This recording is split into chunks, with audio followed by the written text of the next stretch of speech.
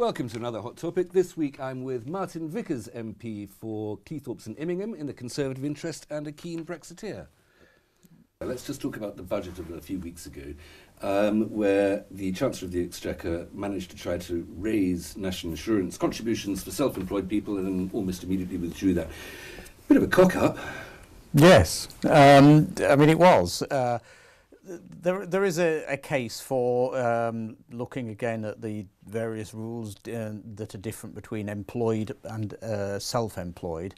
And there is a big problem sort of in the system coming forward about the tax base and how the government maintain it. But having said all that, it was a mistake. It was a political error, something of a misjudgment. And when it was tried to defend it on the basis of, in the small print of the manifesto, as it were, that was another mistake and just compounded the issue. And wisely, the Prime Minister instructed that it should be abandoned. What about the Northern Powerhouse budget? Extra money for the Northern Powerhouse, but it doesn't seem to be coming to us. It seems to be going to the other side of the country. Well, yeah, I can understand that argument, and I hear it regularly. And there has, I have to say, been too much of a focus on the sort of Leeds-Manchester area in terms of the Northern Powerhouse. But, you know, a lot of money is coming into the sort of Transpennine as it routes. They want to improve both road and rail routes, both north and south Transpennine. The coastal communities fund, the local growth funds and all these sort of things. They're all part of the Northern Powerhouse concept. And we've done pretty well out of those. Really? Absolutely. What have we got out of it? Well, if you think of the regional growth money, Cleethorpes Pier was refurbished in part with a contribution from that. The Able UK site, which admittedly is stalled a little bit in the last year or so, benefited from £15 million. The local growth fund, I can't remember the exact figure now, but I can remember being here in the Grimsby Institute when Greg Clark, the then minister, came and announced it here. We've done pretty well in terms of skills. Well, that's only 2.5 years ago. Listen, I'd love to talk about that, but we must talk about Brexit a little bit more. You're an enthusiastic Brexiteer. Presumably you're a great supporter of the Prime Minister's letter triggering Article 50 of the Lisbon Treaty. And may I just quote something of what she said to you, said in that letter to Donald Tusk. If, however, we leave the European Union without an agreement, the default position is that we would have to trade on World Trade Organization terms. In security terms, a failure to reach agreement would mean our cooperation in the fight against crime and terrorism would be weakened. Now, is that a quid pro quo? You don't get to use our resources in MI5, MI6, GCHQ if we don't get the trade agreement that we want. We won't help you in the fight against terrorism. Well, I can't see into the Prime Minister's mind, so I can't categorically but I don't think for 1 minute. The reality is it's in all our interests to cooperate fully on all security matters. You know, we've seen the terrorist attacks not just in London a week or two ago, but in Paris, Brussels and so on. It's absolutely vital that our security services cooperate fully, and I don't think for 1 minute it was intended as a threat. It does seem to be a dichotomy, though, or a dualism, a balance of some sort. Within two sentences next to each other, she mentions the trade terms and the security cooperation. Why would she even mention security cooperation if that was ever going to be anything other than as close as possible? Well, because security, I mean, you don't have to be in the EU to obviously share security operations in terms, because obviously, I mean, our most important ally in terms of security is the United States, who of course aren't EU members. And likewise, there are countries in Europe outside the EU who are equally vital, not just for our benefit, but for theirs. Well, that's for our benefit, and the United States, for all our benefits. And the Five Eyes system with Canada, New Zealand and Australia as well. Yeah. But all the countries that used to be governed by George III, really, essentially. That means that our security might be helped because we have other international resources like that. But why would we not wish to help the security within Europe? Of course we do. With the same closeness that we do now. We do wish to work with our European neighbours. That's an integral part of the fight against terrorism. I don't want to leave the subject of security without asking you, very good to see that you're okay after the attack on Parliament a couple of weeks ago. You were in Westminster Abbey, I think. No, I was out on the streets. I was going towards the House chamber to vote, and we were, in fact, about 70 yards from where the shooting incident took place. And we were told to turn around, rush the other way and get out of the building. That was the message we had.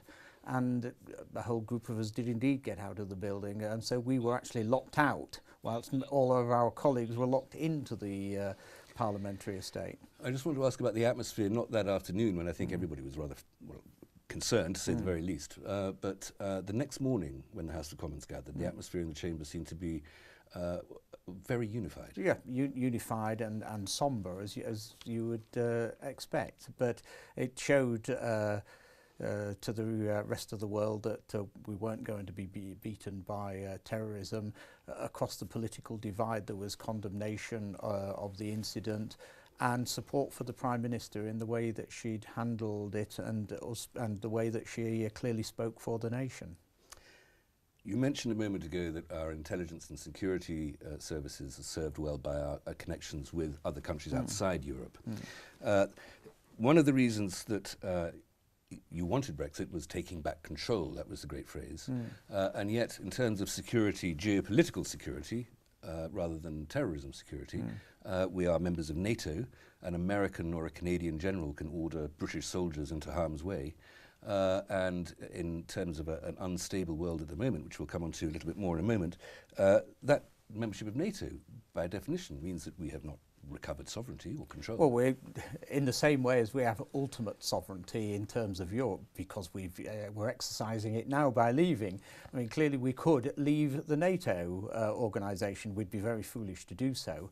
And yes, it's usually the case that the Supreme Commander has been an American, and a British general has usually been the number two.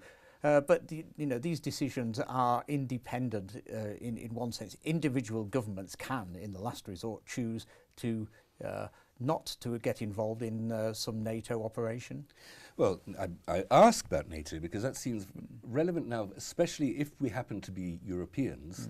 Then we would be looking to the West, to the United States of America, where the new president seems to be utterly indifferent to Europe, and to the East, effectively to dictators in Vladimir Putin and Erdogan in Turkey. So there is a rising tradition of dictatorship reviving in the East of Europe, and one of those dictatorships is itself a member of NATO, Turkey. So indeed. NATO and our association with NATO is not necessarily of benefit if part of that international association is itself potentially one of the threats to Europe. Well, that's right. I mean, it's important that NATO doesn't fragment in any way, and clearly the situation in Turkey is one that is worrying, to say the least, and one hopes that it will calm down when the current election campaign has passed. And, I can't speak obviously for President Trump and so on, but actually in what he says in terms of European nations paying a bigger contribution, it's noticeable how they're all beginning to fall into line now, because the honest truth is they recognise that we have been unduly dependent on the generosity of previous administrations in America. I think that's a very British way of framing foreign policy, to say one hopes it'll all calm down. Well, what better way? I want to just talk about the deal making with the European Union as we come out. Now, the European Union wishes to do it in sequence, that the divorce payment, the alimony as it were, and residency should be established before any further negotiations about trade or customs or anything like that can go ahead. We'd like to do it parallel and say that one is not dependent on the other. They're going to get their way, aren't they? Well, I don't know. We don't know, do we? I mean, well, President Tusk has issued his response to the Prime Minister's letter today. But, negotiations are give and take. And I think it's fair to assume that some of those issues will run in parallel. It's inevitable that they will. But if they just simply won't come and sit down in the same room, unless we say, yes, you can have this amount of money and yes, your citizens can stay here, then there's no further progress. We may well have a standoff for many months, who knows? I mean, there's the uncertainty with the French and German elections. I suspect nothing too serious is going to be decided until those two are out of the way. I don't think it's a massive concern. The headlines, there'll be good days and bad days of headlines, and it's very likely the clock will tick to 5 to midnight, and then the big players will all get together and say, look, we've got to get this sorted. They'll lock themselves away for the weekend, and hey presto, we've got a deal. Martin, on that note, I'm afraid, that optimistic note, we're going to have to stop for a moment there. Join me again in a couple of minutes.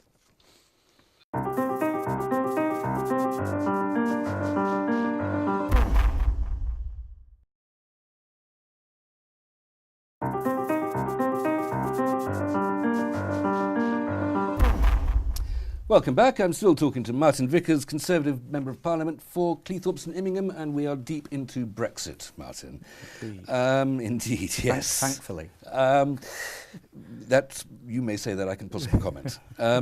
We're just talking about this difference between sequentialism and parallelism, and there's going to be an awful lot of horrible jargon like that coming up in the next few years, aren't there? The fact is that we do owe the European Union an awful lot of money. It's going to cost us quite a lot to get out just to pay our tab. Well, so they claim. I haven't done the arithmetic, and I've heard 60 billion knocked around and 25 billion knocked around. There will undoubtedly be some genuine claims, and there'll be a lot of bluster in between as well. We should pay the minimum possible. Well, would it not just be simpler if they say 60 billion, just to give them 60 billion, which is, in terms of government expenditure, the price of a round of drinks? I mean, it's less than a railway.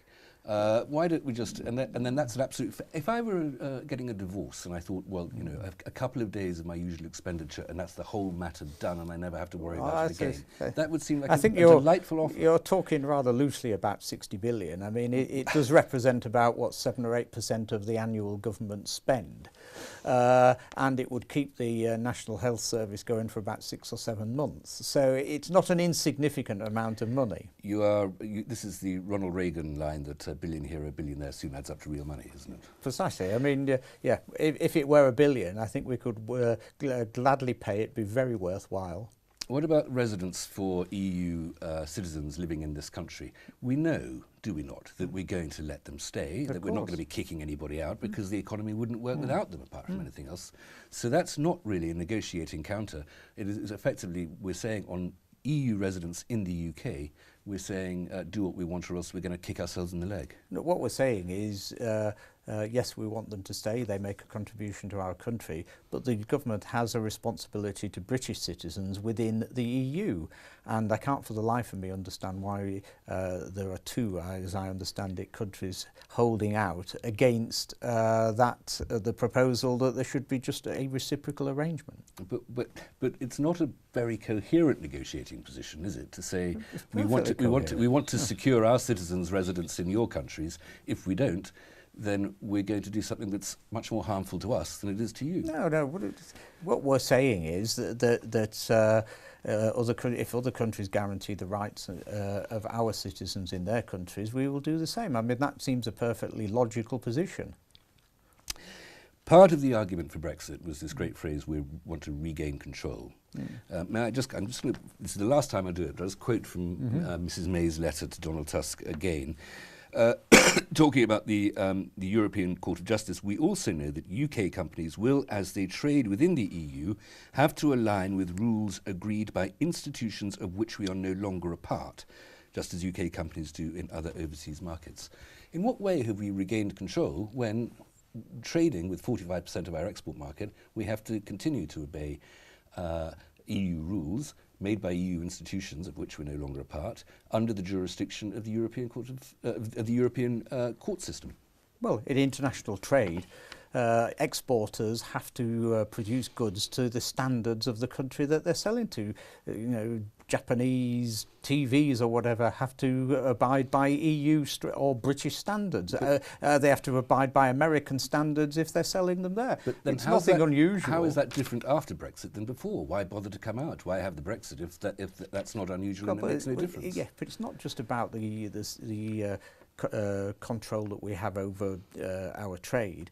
the British people, what they wanted was control. They might not think highly. They might not think highly of British politicians, but at least they're British politicians that they can have a vote about, rather than unelected, unaccountable bureaucrats in Brussels or Strasbourg or wherever. Well, the argument is our share of rascals is better than your share of rascals. Absolutely, because you've got some control over them. You've got that cross on the ballot paper, and the British people have never ever signed up for political union of Europe, and that is the trend, and that's the way that the present union is heading.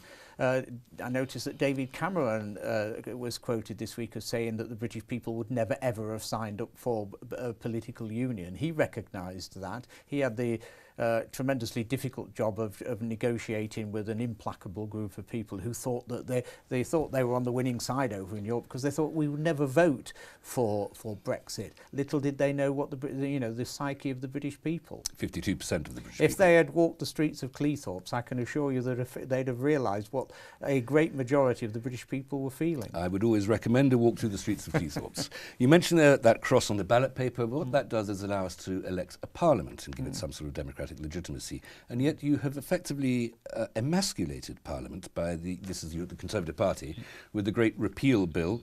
It is going to be impossible for Parliament to go through all that European law and say what it's going to keep and what it's going to get rid of, and give it that legislative scrutiny, which is the role of Parliament, to effectively re-legislate 40 years worth of law that's now going to be on the British statute book rather than the European statute book. And Parliament is effectively, just by a matter of weakened by time and fate, as it were, to use Tennyson's phrase, there's not enough of you, and there isn't enough time for you to be able to scrutinise that legislation, which means that the executive is going to have a big role, the Henry VIII Clause role, in saying what stays law and what doesn't. We have given our legislative power to the executive rather than to Parliament. Well, at least it's our executive.